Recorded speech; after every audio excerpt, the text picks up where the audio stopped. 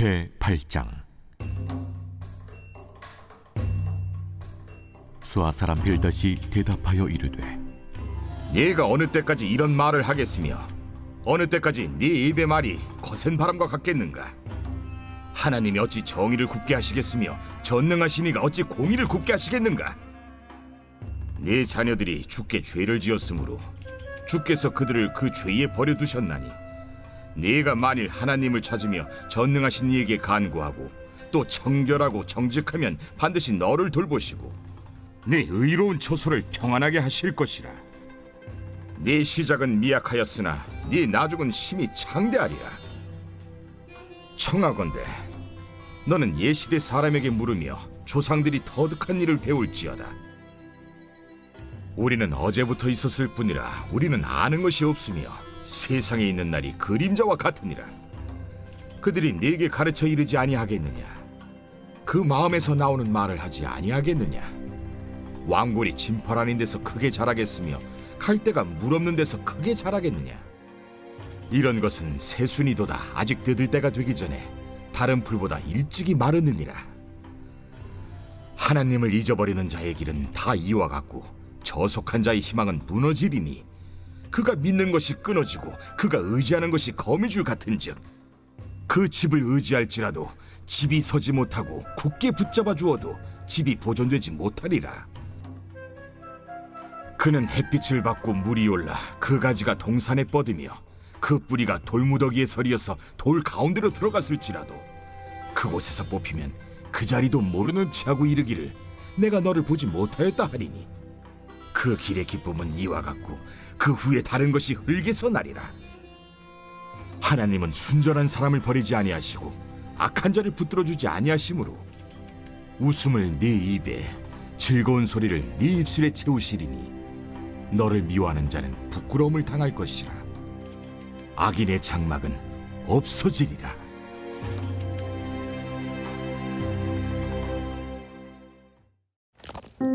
할렐루야. 오늘도 우리에게 새날을 주신 하나님을 찬양합니다. 또 주님의 말씀 앞으로 나오신 여러분을 주님의 이름으로 환영하고 축복합니다. 오늘 함께 욥기 8장의 말씀으로 은혜 나누겠습니다. 오늘 본문에서는 욥의 또 다른 친구인 빌닷이 욥에게 하는 이야기가 나옵니다. 그의 말을 문자 그대로 보면 구구절절 옳은 소리입니다. 그러나 환난에 괴로워하고 있는, 또 고통스러워하고 있는 욥에게 이런 말들은 하나도 도움이 되지 않는 듯 보입니다. 빌닷은 하나님의 공의를 이야기하고 하나님을 찾으며 기도하면 지금은 미약할지라도 나중에 심히 창대하게 될 거라고 합니다. 참 맞는 소리 같지만 여기에는 하나님의 마음, 바로 욥의 아픔을, 상처나 또 주저앉아 있는 욥의 심령을 돌아보는 그 마음은 전혀 들어있지 않는 것 같습니다. 얼핏 들으면 빌닷의 이야기가 희망적인 이야기를 하는 것 같기도 합니다. 하나님은 공의의 하나님이시지만 하나님은 동시에 은혜와 사랑의 하나님이십니다.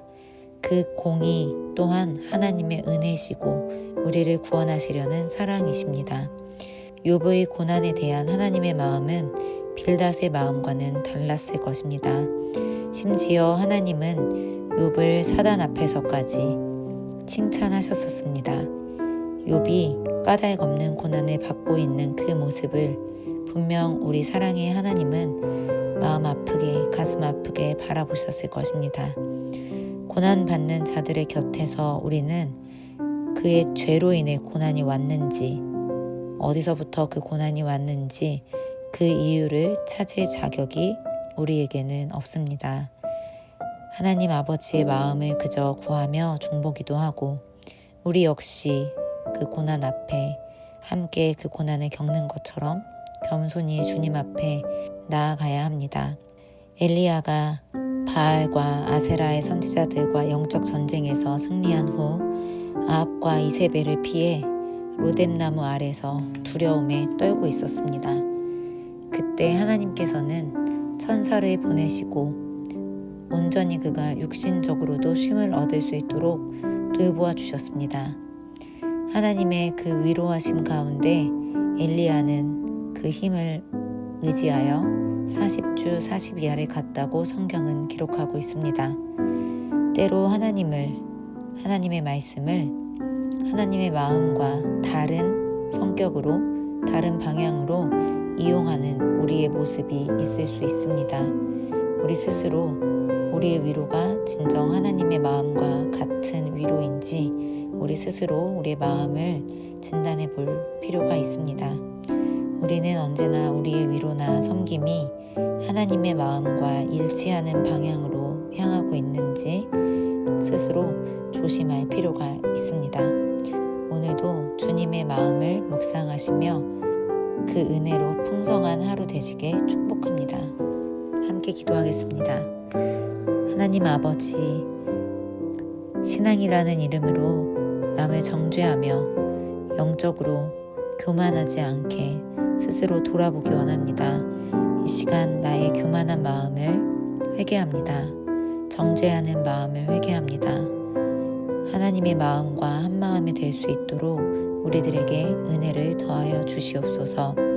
지혜를 주시고 분별할 수 있도록 해주셔서 하나님의 마음을 전할 수 있는 은혜의 통로, 위로의 통로, 또 사랑의 통로가 되게 하여 주시옵소서. 오늘 하루도 주님의 말씀 붙잡고 하나님이 주시는 위로 가운데 은혜로 풍성한 하루 되게 하여 주시옵소서. 예수님의 이름으로 기도합니다. 아멘.